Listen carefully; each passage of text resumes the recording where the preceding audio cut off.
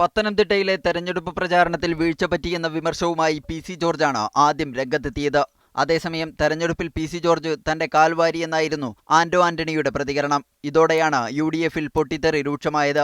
എന്നാൽ PC. George Anto ആന്റണിക്കെതിരെ പ്രവർത്തിച്ചുവെന്നത് അടിസ്ഥാനരഹിതമാണെന്ന് Poonjar മണ്ഡലം UDF chairman George Jacob പറഞ്ഞു.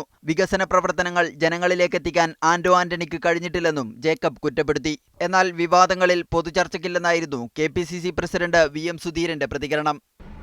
കൂടുതൽ അതേക്കുറിച്ച് ഒരു പൊതു ചർച്ചയ്ക്ക് ഞാൻ പോകുന്നില്ല.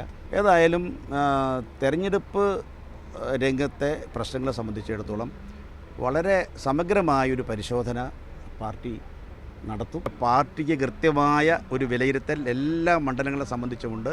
അതേസമയം തിരുവനന്തപുരവും ഇടുക്കിയും യു.ഡി.എഫ് സീറ്റുകളാണെന്ന് കെ. മുരളീധരൻ പ്രതികരിച്ചു.